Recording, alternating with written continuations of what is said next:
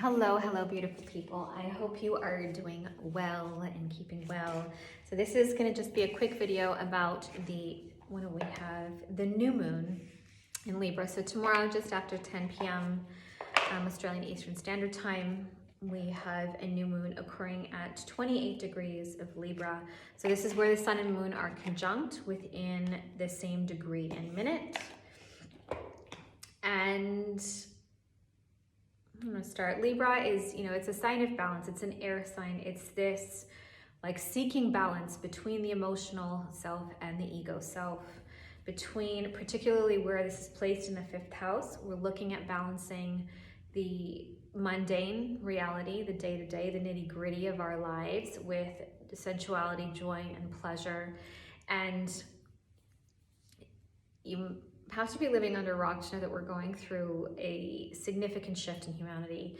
And what this new moon is trying to highlight for us, like you have your ascendant in the collective ascendant in Gemini. Gemini is a really creative sign. It's an air sign. It tends to be a sign where there is a lot of focus within the process of the mind and a sense of adaptability.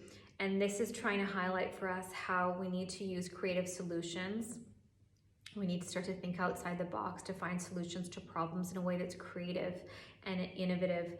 And it's really highlighting for us where the focus is all so much on survival and all so much on the like just the day-to-day of living, and how we can balance that out with focus on pleasure, joy, and creativity. So if you are somebody who works with your hands or is a person who creates a lot, art, painting, pottery, this will be a really potent time for physical creating, like using that. And any creative energy where we're using energy to create something, in an artistic way, tends to be us channeling from the spirit world. So try to really give yourself space and time tomorrow night to focus on this idea of creating. You've got Mars and Mercury in the sign of Scorpio. So it's this time where you need to be really careful on how you're using your energy. Mars it can be really fiery and direct in this, but when it's in the sign of Scorpio, it tends to come out in a different way. It's like, it will feel like these stop-starts of energy where you're starting projects that you're not finishing, or there's a lot of ideas that you're not following through with. And it can be this time where communication becomes very explosive. So just try to be really mindful of that as well. How, filtering yourself before you're saying things. There'll be a lot of collective focus on work, career, and how we are seen within the community. So that would be Saturn in Pisces, and then you also have Neptune in Aries. And Neptune in Aries is a sign that is not necessarily, it's not comfortable there.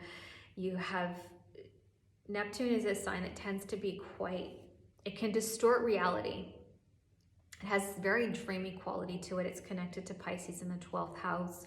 And it is, if you think the 12th house is like the last lesson in the zodiac. Aries, first house, is the first lesson about the physical body.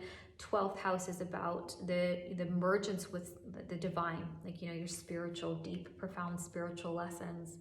And having Neptune in Aries, it's this feeling of forcing things to move forward in the career way, but being very disillusioned or being very misled or not really understanding the application of that energy. So it can feel like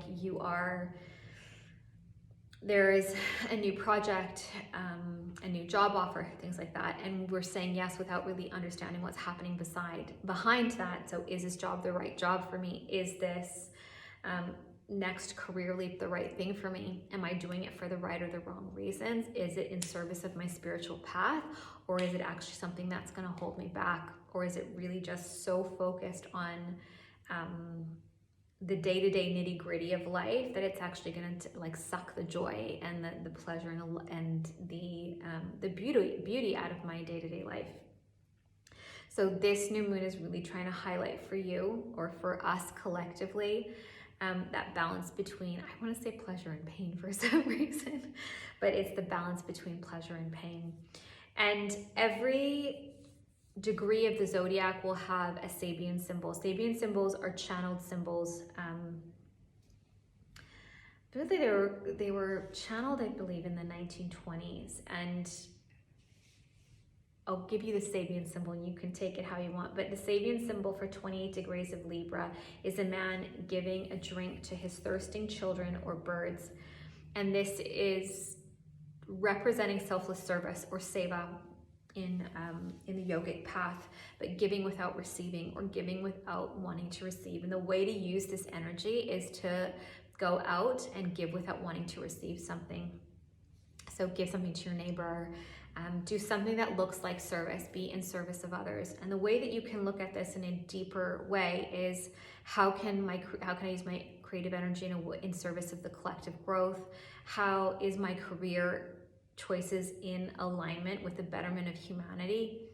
And this is a very difficult thing for us to understand in the West because we're so focused on I. We tend to be a very individualistic society. But the way forward with this new moon is really about, is what I'm doing serving the collective in a way that helps to balance this idea of the mundane with pleasure. This new moon is setting up the next, I think we've got like five new and full moons in 28 degrees. So it's setting off a cycle of, I don't want to say significant shifts and changes, but it's definitely setting off a 6-month cycle of growth and evolution. And I think sometimes with astrology, we think that it's like, the new moon, the full moon, it's going to be some big revelatory experience. It's going to be earth shattering. With astrology, what's really happening is there's an energy on offer, or the moon is triggering something internally. And the changes always have to start from the inside. And then it will translate to an external change. But what we're really trying to do is unlock a blocked energy within. So around career, around creative energy, around pleasure. And that unblocking of internal energy will then have a ripple effect into life around us. So with friends and relationships and, the way that we interact with our community.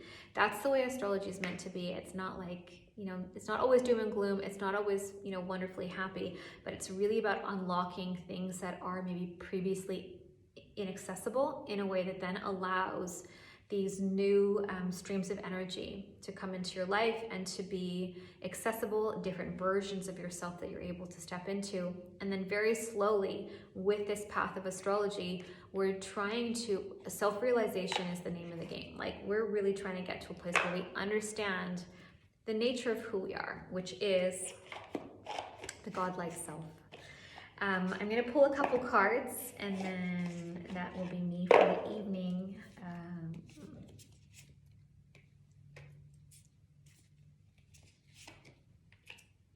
So it definitely feels like this is, there's a sense of not wanting to see truth. You've got the Two of Swords. We know the answers. We know what it is that we need in this moment to move forward, to grow and to evolve, but we're not always willing to see the truth. And sometimes it's out of fear. In this case, it's the mind that's blocking it. So too much, mental activity, and that can really come through with, Libra energy. And the High Priestess. The High Priestess is a card. It can indicate psychic abilities. And in different decks, there is this, the symbolism is about crossing a threshold. The High Priestess is about going from being solely focused on the physical reality, like I'm super focused on just what I can see in front of me, my job, and the people in my life in a very surface way. And it's about crossing a threshold into the spiritual realm. And it's not about leaving the physical, but it's about crossing a bridge. And on the bridge, we understand that the spirit world and the physical world are intricately connected. You cannot have one without the other. If you're having a human experience, you're having a physical experience.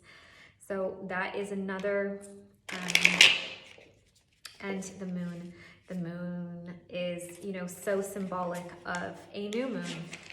it is this time of going into the darkness, and it's like having a dark night of the soul. It's not always the, you know, that earth-shattering dark night of the soul, but it's like a mini dark night of the soul. You go into the darkness or the dark of the moon, and within that darkness is what can we discover? What can we find within the darkness of ourselves, our shadow selves, the psyche? In the Hindu calendar, it's Diwali, so it's the festival of lights, and it's on the same day. So you have the darkness of the new moon and then the stepping into the light with Diwali. So it's this time where there is a great darkness, but it's a potential for great illumination and a significant amount of light. So I hope this video finds you well. I hope you're having a beautiful, beautiful day. Namaste.